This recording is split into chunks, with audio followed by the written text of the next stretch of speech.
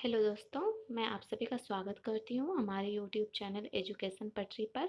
आज हम लोग प्राचीन इतिहास से जुड़े बहुत ही महत्वपूर्ण टॉपिक को कवर करने वाले हैं, जिसका नाम है वैदिक सभ्यता।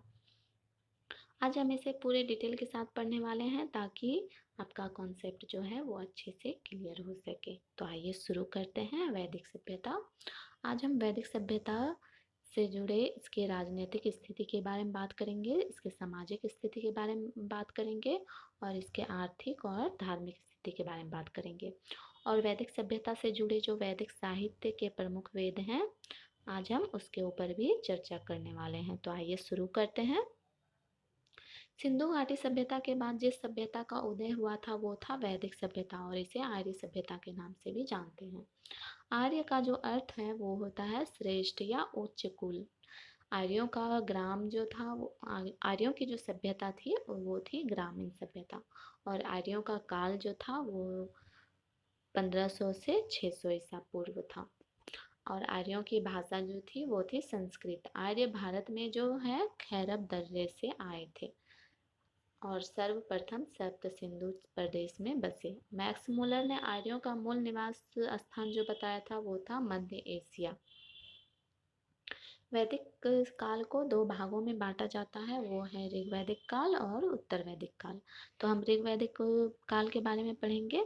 इनका काल था 1500 से 100 ईसा पूर्व। ऋग्वेद में जो है ऋग्वैदिक काल की हमें समस्त जानकारियाँ मिलती हैं। ऋग्वेद के बारे में हम आगे पढ़ेंगे। ऋग्वैदिक काल का जो निवास स्थान था वो था सप्त सैंधव, जो कि 7 नदियों का प्रदेश होता है। इनमें से गंगा और सिंधु नदी का सर्वाधिक उल्लेख मिलता है किसमें? ऋग्वेद में। राजनीतिक स्थिति के बारे में ऋग्वैदिक काल के राजनीतिक स्थितियां जो थी वो थी इनका जो प्रशासन तंत्र था वो था कबीलों के प्रधानों के हाथों में। और राज्य की जो सबसे छोटी इकाई होती थी वो थी परिवार या कुल, जिसके मुखिया को कुलप कहा जाता था। और कई परिवार को मिलकर ग्राम बनता था और ग्राम के स्वामी को ग्रामिनी कहते थे। और कई ग्रामिनी मिलकर विष का निर्माण करते थे और कई विष मिलकर जन कहलाते थे। जन को शासक या गोप कहा जाता था, मतलब कि राजा को गोप भी कहा जाता था। राजा का जो पद होता था वो वंशानुगत होता था, परंतु जनता द्वारा इसे पदच्युत या निर्वासित भी कर सकती थी। सभा और समिति जो दो संस्थाएं थी वो थी राजा को सलाह देने वाली संस्था। वैदिक काल में न्याय का सर्वोच्च जो होता था वो राजा होता था और गंभीर आरोपों पर प्राणदंड का भी विधान था। अब हम बात करेंगे ऋग्वैदिक काल की सामाजिक स्थिति के बारे में। आर्यों का जो समाज था वो पितृ प्रधान था। परिवार में जो घर का मुखिया होता था वो पिता होता था, उनका सर्वोच्च स्थान होता था।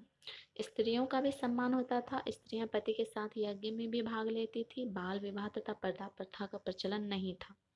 स्त्रियां शिक्षा ग्रहण करती थी। ऋग्वेद में जो है लोपामुद्रा, घोषा, सिकता, आपला एवं विश्वास जैसी विदुषी स्त्रियों का भी वर्णन मिलता है। जीवन भर अविवाहित रहने वाली महिलाओं को अमाजु भी कहा जाता था। विधवा विवाह का भी उल्लेख मिलता है, मतलब विधवा विवाह भी प्रचलन में था ऋग्वैदिक काल में। और आर्यों का जो मुख्य पेय होता था वो होता था सोमरस। और इनका मनोरंजन का जो मुख्य साधन होता था वो था संगीत, रथ दौड़, घुड़दौड़ इत्यादि। अब हम इसके आर्थिक स्थिति के बारे में बात करेंगे। आर्यों का जो मुख्य व्यवसाय था वो था कृषि और पशुपालन। ऋग्वैदिक काल की जो प्रमुख फसलें थी वो थी गेहूं और जौ। आर्यों का जो प्रिय पशु था वो था घोड़ा, और इसके अतिरिक्त गाय, बकरी, भेड़, गधे और कुत्ते भी पाला करते थे। व्यापार के लिए वस्तु विनिमय प्रणाली प्रचलित थी। व्यापारिक वर्ग को जो है पनी कहा जाता था। अब हम इसके धार्मिक स्थिति के बारे में बात करेंगे। ऋग्वेद में जो ऋग्वेद में जिन देवताओं का ऋग्वैदिक काल में जिन देवताओं की पूजा अर्चना स्तुतियाँ मिलती हैं वे वे प्राकृतिक तत्वों में चिन्हित शक्तियों के प्रतीक हैं। ऋग्वेद में अग्नि की उपासना की जाती थी।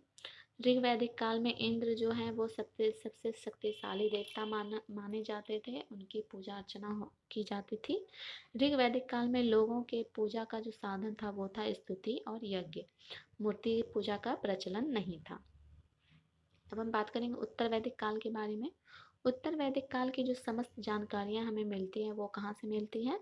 वो मिलती है हमें यजुर्वेद, सामवेद, अथर्ववेद, ब्राह्मण ग्रंथ, आरण्यक एवं उपनिषद से। उत्तर वैदिक काल में वर्ण व्यवस्था के बजाय जो है जन्म के आधार पर निर्धारित होने लगी थी। उत्तर वैदिक काल में हल को सीरा और हल रेखा को सीता कहा जाता था। उत्तर वैदिक काल में निष्क और शतमान मुद्रा की भी इकाइयाँ थी।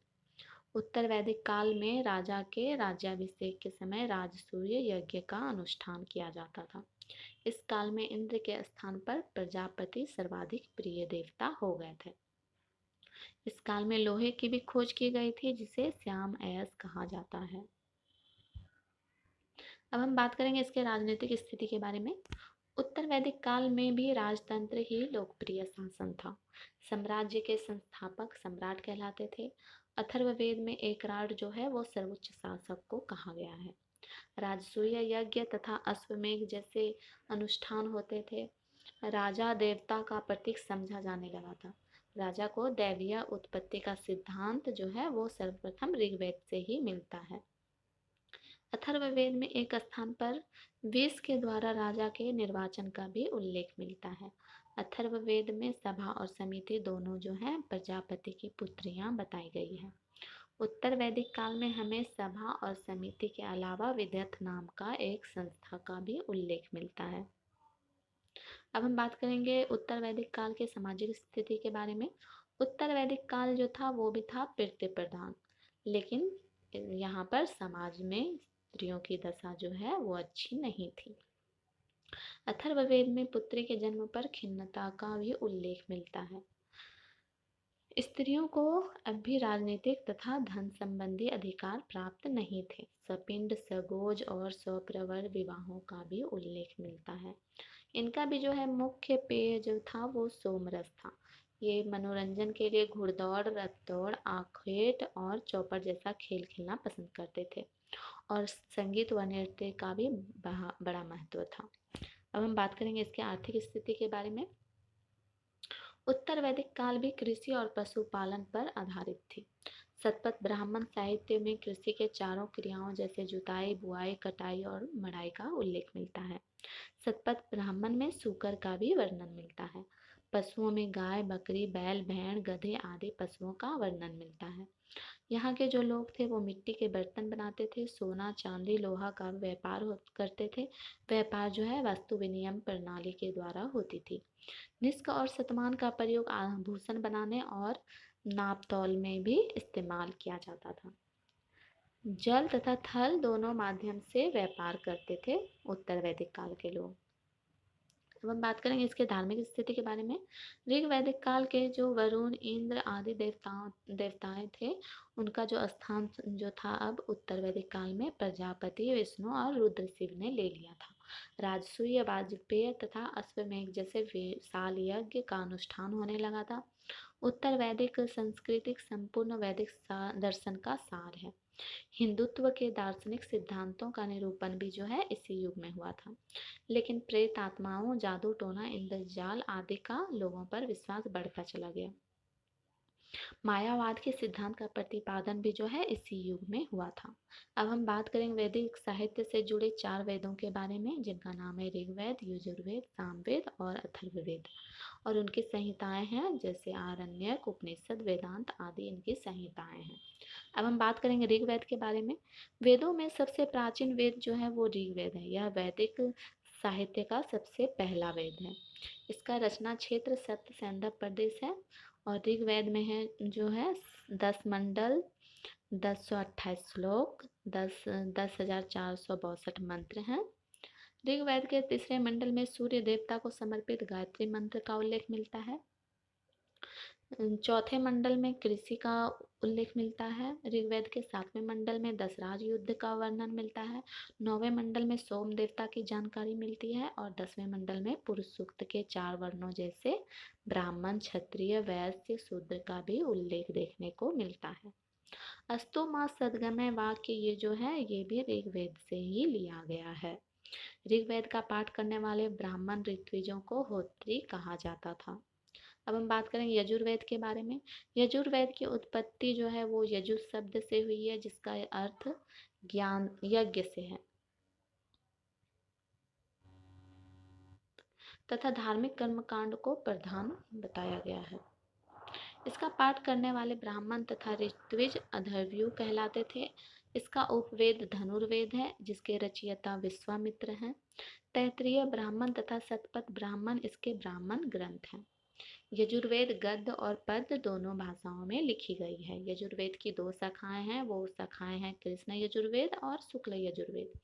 कृष्ण यजुर्वेद की 4 शाखाएं हैं जो कि हैं मैत्रायणी संहिता, काठक संहिता, कपिंथल संहिता तथा शुक्ल यजुर्वेद की 2 शाखाएं हैं जो है मध्यान्ह संहिता और कनक संहिता।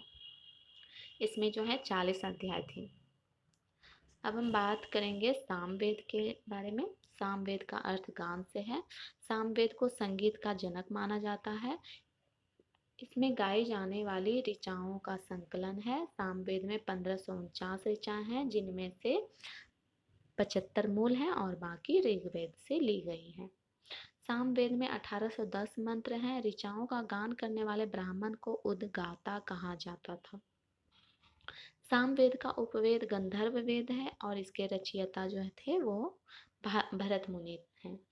पंचवेश एवं जैमिनी सामवेद के ब्राह्मण ग्रंथ हैं। अब हम बात करेंगे अथर्ववेद के बारे में। यह वैदिक साहित्य का चौथा और अंतिम वेद है। अथर्व शब्द का तात्पर्य जादू टोना से है। अथर्ववेद की रचना जो है अथर्व ऋषि ने की थी। इस वेद में रोग निवारण, राजभक्ति, विवाह, प्रेम, वशीकरण तथा अंधविश्वासों का वर्णन भी मिलता है।